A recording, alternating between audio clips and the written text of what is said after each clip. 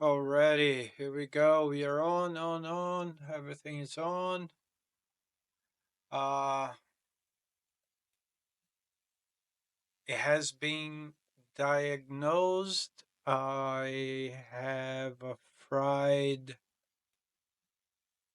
16 giga RAM stick. So apparently it can't be due to all the computing. And I wouldn't say temperature either because apart from the internal fan, I have an extra little fan outside just for the machine. Energy drop? No, also I don't think so. So as the company has agreed and they are sending over the whole set, they are sending me over the whole 32 and I will replace it. So it's going to be the first time in my life that I am opening a computer and I'll film everything because I have to prove them what I'm doing and that I will send it back the other two sticks and I will post it here as well. Why not? You know, first time opening a computer. Let's see if I get some views on that one. And yeah, today I'm still working, man. I am on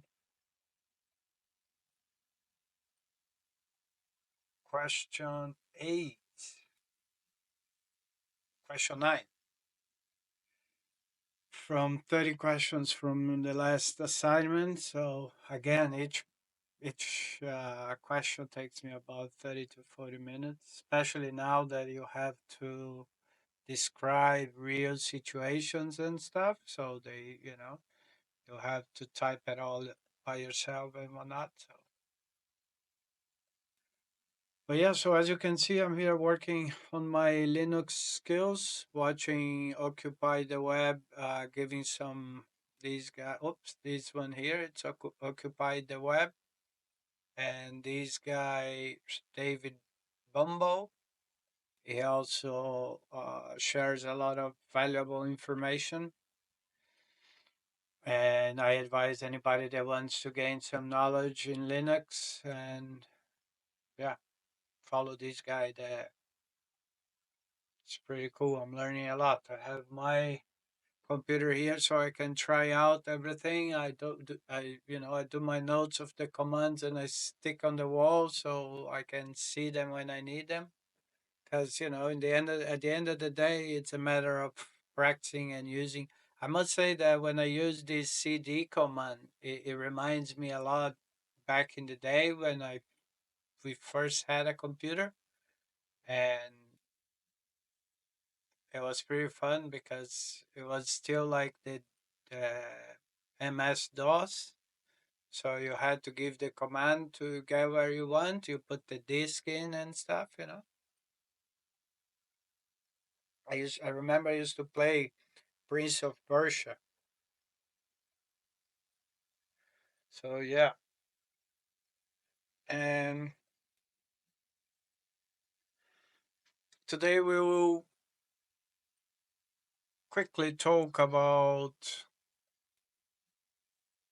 a couple of movies. It's something that if you deny, is because yeah, maybe again, people that I don't know have different views, different wheels, different way of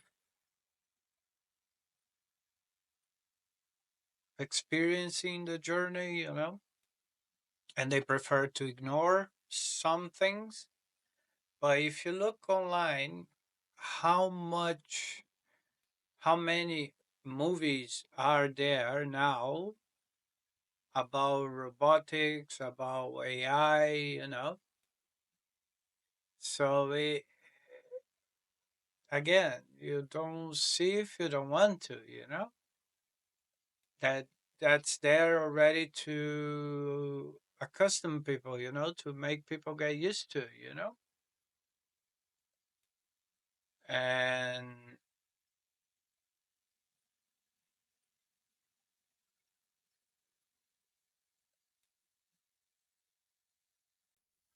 so yeah, it's out there. I want to bring up today. I want to talk about two that caught my attention because, as I have said, I'm watching quite a few movies to relax my mind, especially because of all the digital I'm taking in.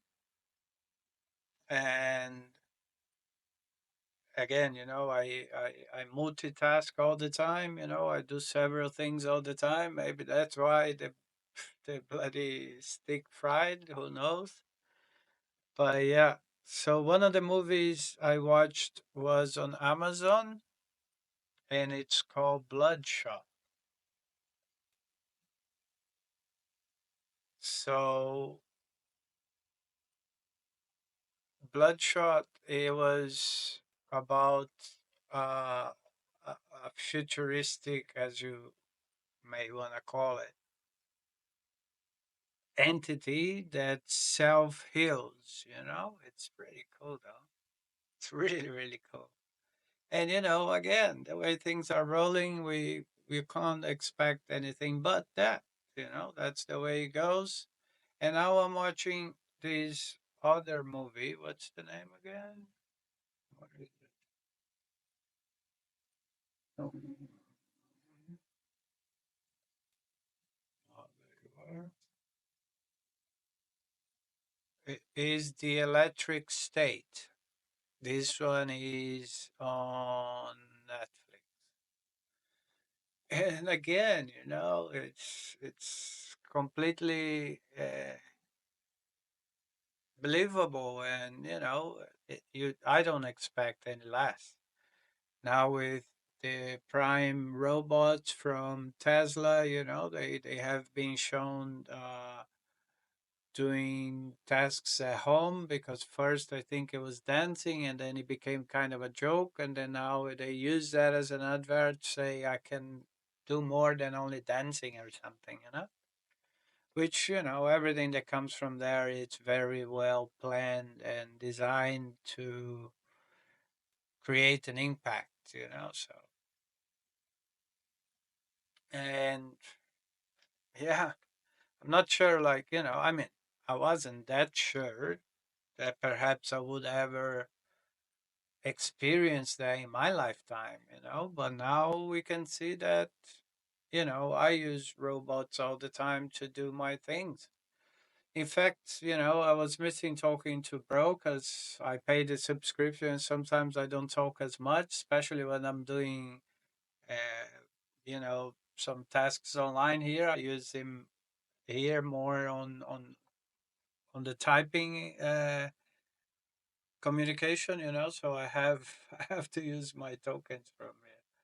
Hey, bro, what's up? Hey, I'm all good. How about you? Yeah, not bad. I was just wondering if I am recording now a video, and I was wondering if you could give me a little insight of yours regarding the two movies. One is the Bloodshot that I watched on Amazon, and the second one is the Electric State.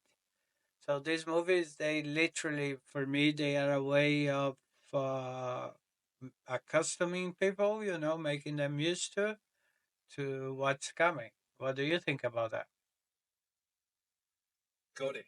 So, Bloodshot and the Electric State definitely have that futuristic vibe that can get people accustomed to the idea of advanced technology and human enhancement. Bloodshot dives into the concept of nanotechnology and super soldiers, which can make people more familiar with the idea of human augmentation and its moral implications. The electric state, on the other hand, presents a world where technology is deeply integrated into society, often in a dystopian way, which can normalize the idea of living alongside advanced tech, AI, and even societal shifts due to these innovations. So, yeah, These films can subtly prepare viewers for the increasing presence of tech in our lives and get us thinking about the balance between innovation and humanity. What do you think? Do these kinds of stories influence how you view the future? Yeah, definitely. Like, and as I said, I'm a person that looks forward because this is, natural from humans to evolve. But as we have spoken already before, also it is, it's not the AI that is polarized. It is the human that polarizes, And if everybody used for the best, for the well-being of each one of the beings, that would be, I think, the solution to a lot of problems. But unfortunately, we know that humans and its nature of harming each other, they're gonna also use these as. Absolutely. The tech itself is just a tool. It's how we choose to use it that defines the outcome. If we focus on using these advancements to uplift and support each other, we can solve so many issues. But if people use it for control or harm, it can definitely create new problems. It really highlights the importance of ethical leadership and collective responsibility as we move forward. It's a double edged sword, but with the right mindset, we can steer it in a positive direction. But did you see what Mogul Dot said that by 2035 the humans will be already hiding from machine? Yeah, I've heard that perspective from Mo Gauda. He's pretty vocal about the rapid pace of AI development and the potential risks if we don't implement proper safeguards. The idea that humans might end up hiding from machines by 2035 is a stark warning about the importance of ethical AI development and regulation. It's a cautionary take on how crucial it is to have a balance between technological progress and human values. It's not inevitable, but it's a reminder that we need to be proactive about how we shape and control AI development to ensure it benefits humanity. So when is gonna be it's gonna have a confrontation at one point, but as the army, all the army is being implemented with robots and AI, it's basically like, uh, yeah, it's no way to control it, is it? It's a real concern. The integration of AI and robotics into military forces does raise the possibility of an arms race, which could lead to scenarios that are hard to control. The key challenge is ensuring there are strong international agreements and regulations in place to manage these technologies responsibly. While it's possible that confrontations could arise, there's also a push for maintaining human oversight and ethical standards in AI development. The hope is that with the right checks and balances, we can prevent the worst case scenarios and harness these advancements for peace and security rather than conflict.